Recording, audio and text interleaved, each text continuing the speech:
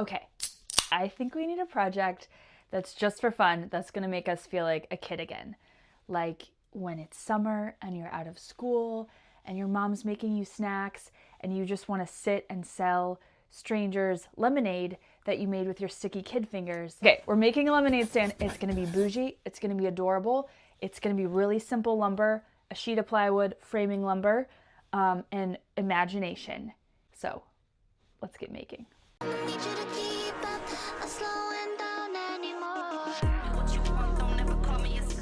Let's go over the plan.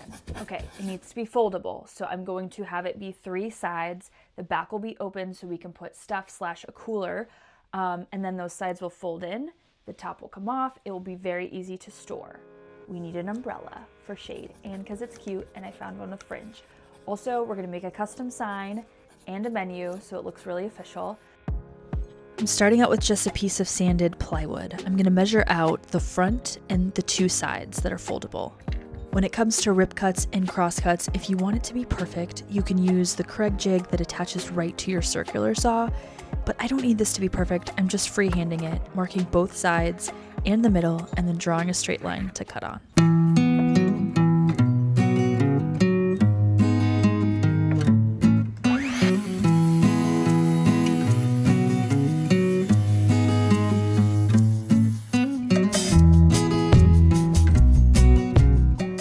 Okay, I'm doing some empirical research, so tell me in the comments what your childhood side hustle was. For example, mine, I would go door to door with fresh baked pretzels in my wagon and ring everyone's doorbell and ask if they wanted to buy a pretzel.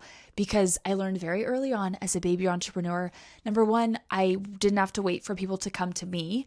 And 2, it's way harder to say no to a 7-year-old with a fresh baked carb at your door than it is to like walk by a lemonade stand and pretend you didn't see it. So let me know what your childhood side hustle was.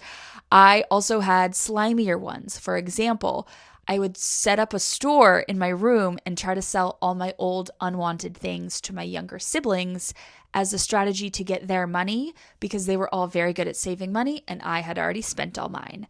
So that was my more hustly hustle. What's yours?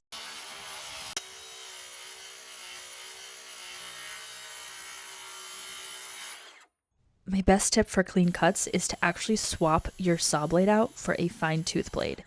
It's going to help eliminate tear out and give you a really clean edge on your cuts. So from that one board, I have the front, the 2 sides, and the top. Now I'm using 1x3 framing lumber, 1 because it's cheap and 2 because it's going to be out of sight.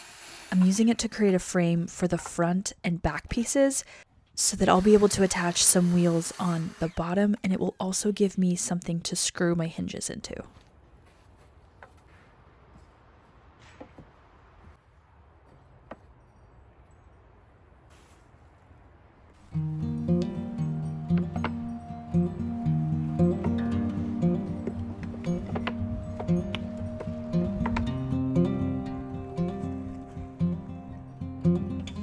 Attaching these boards together beforehand with some pocket holes and wood glue is going to add extra durability.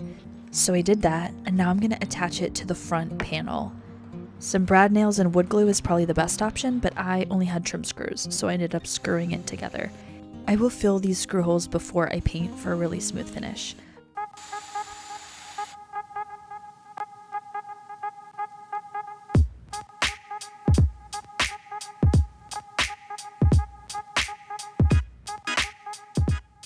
I have 3 things to say. 1, the bunnies are not afraid of the power tools. I'm here. And I'm worried for them. It's a whole new breed. Number 2, I will link everything down below. You know where to find it. Also throughout the video with the shopping YouTube linky thing that they have now. And I will put plans, build plans with actual measurements that you type A planner people can use to recreate this. For the rest of us that just wing it, this video might be all you need. There was a 3rd thing, but it's not important now. I need caffeine, and we're gonna get back out there. Time to add the sides. I'm very excited. Peep this perfect edge. I designed it so that it will nestle together and from the outside look like a really clean box, but then will still be foldable. So I'm just lining all the sides up and I'm attaching them using just some basic door hinges. These are really affordable in a multi-pack. They came with screws and I'm just attaching them to the top and bottom. Do you see the vision?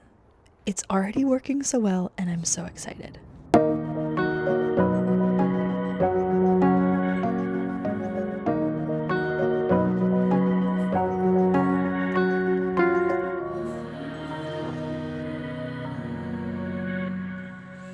Time for some wheels. I'm adding locking caster wheels so that this can be moved around really easily. Just drilling a hole in my frame and then twisting the caster wheel into place. My holes were a little small, so I ended up using a mallet, but we got it in there. Okay, flipped it over. Now I have the top just sitting on the top and I'm adding some 1x2s to the edge so that the plywood looks finished. I mitered the edges for a clean look and I'm just attaching these with some trim screws. Brad nails would be way easier, honestly. Sometimes you get a little swept up, and here's what happened. I got really caught up in my 8-year-old lemonade stand dreams, and I accidentally made it my size, me right now, adult size, which P.S. it's a bar when you do that. This would be amazing as a backyard bar / drink cart for grown-ups. For kids, too big. So what's about to happen is I'm going to go out there with a circular saw. I'm going to cut 6 inches off the top. And we are going to hope for the best, because if I mess up this cut, we have to start over and I might cry. And I haven't cried yet today. So it's looking good for me. Send me hopes and dreams and prayers and wish me luck.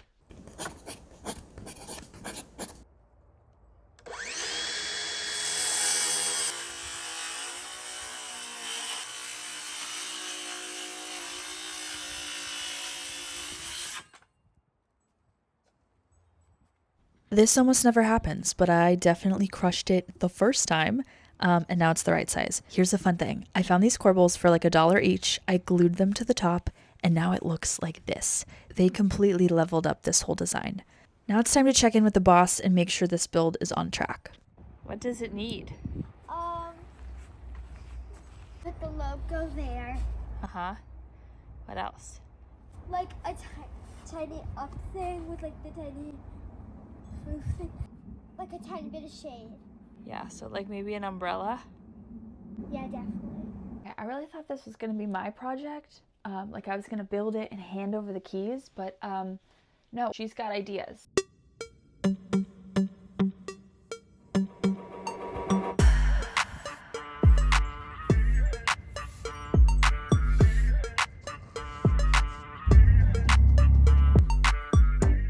Paint is honestly the best part of any project. It's so satisfying and it really just brings everything to life.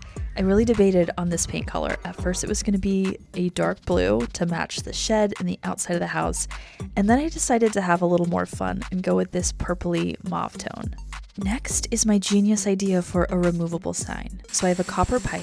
I'm attaching some brackets to the tabletop and the very bottom. This way it can slide in and out.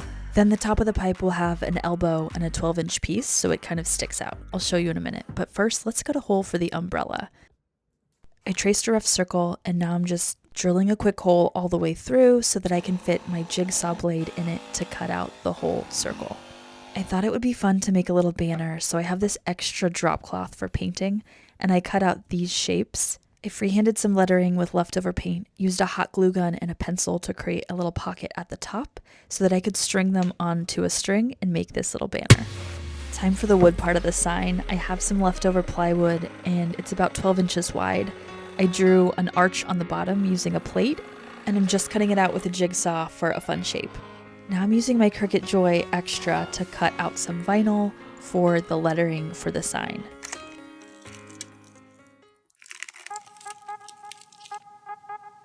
So once I weeded the vinyl, I used painter's tape to keep all the letters spaced evenly and then just stuck it on. This is so fun because you can totally customize it with whatever you want. This was really easy to make. I just used Canva to make the design and then used the Cricut app to cut it out. I feel like it turned out adorable. Okay, so first I was going to paint this as a chalkboard. Then I didn't have chalkboard paint, but what I did have was some boat snaps. They come with the snap part as a screw. You can just screw them into wood. And this will let me create an interchangeable menu for the sign. I used some more leftover canvas drop cloth, and the rest of the snap kit comes with these little tools. So you poke a hole in the canvas, you slide the snap through, then basically it has a little back that you slide on, and then a little tool that you're going to use right in the middle to spread it out and create an eyelet. I've used this method before to create some interchangeable canvas art, which I will link the video right here. But this is how it's looking so far. So you could paint on this, you could print on it, but I'm actually going to use some printable vinyl. I made the menu design in Canva. I used my regular printer to print it out onto some iron-on vinyl. And then you can cut it out or have your Cricut cutter cut it out. And now I'm using this teeny tiny iron. It is so much fun. It may be my new favorite thing. Okay, so then the sign just snaps on like this. How cute is that? I found some leftover trim in the garage, so I added this trim box just by gluing it on with wood glue and then caulking the edges. Then I painted it. I just think it will add some good extra texture. Okay, let's set it up. So the sides just fold out, the top goes on just like that, and then you can add the umbrella into the hole. And then of course my banner. I added my little sign, just sliding it in the brackets on the side.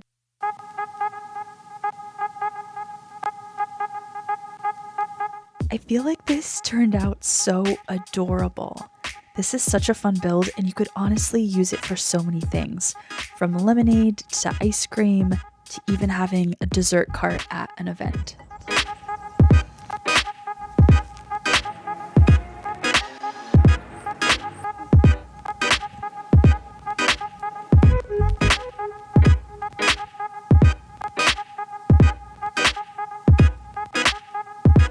So I wanted this to be completely foldable so that it's easier to store and take around. Ella has big plans of taking it to her friends' houses and setting it up in different neighborhoods. So you just pop off the top, fold in the sides, and it folds down to being pretty flat.